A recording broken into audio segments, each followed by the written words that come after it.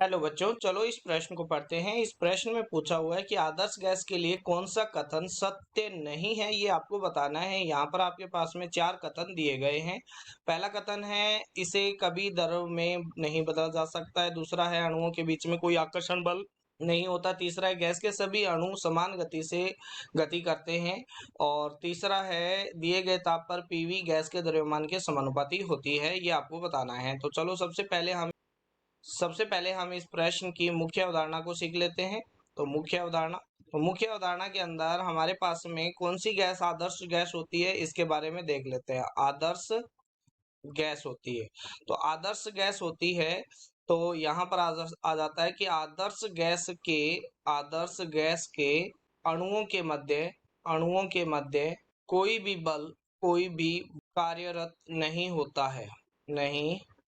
होता है। और इसमें वंडरवॉल जो बल होता है, आकर्षण बल होता है, वो भी अनुपस्थित रहता है। इसी कारण इसे द्रवित कर पाना कर पाना संभव नहीं है।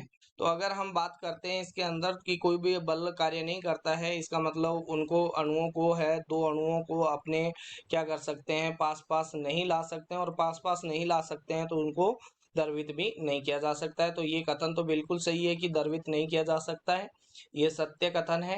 अब आपके पास में बात किया जाए आकर्षण बल नहीं होता है, तो ये भी क्या है, आपके पास में सत्य कथन है। दोनों सत्य कथन है। तीसरा कहता है कि गैस के अणुओं की गति समान होती है। तो आदर्श गैस में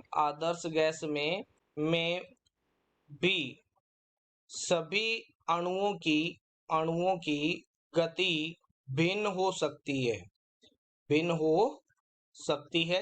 ठीक है, इसका मतलब क्या हो गया कि अगर कोई कंटेनर के अंदर, जैसे ये कंटेनर है, इसके अंदर चार अणु है मान लिया, तो इन अणुओं की जो गति है वो समान नहीं है। जरूरी नहीं है कि जिस वेग से आपके पास में ये वाला अणु है वो आपके पास में गति कर रहा है, उसी वेग से ये भी आपके पास गति करे, ऐसा जरूरी नहीं है। तो ये क्या हो जाएगा, आपके पास में एक असत्य कथन हो जाएगा और यही आपका क्या हो जाएगा, सही आंसर हो जाएगा। अब आदर्श गैस होती है, वो होती है पीवी इज इक्वल टू क्या होता है, एनआरटी होता है।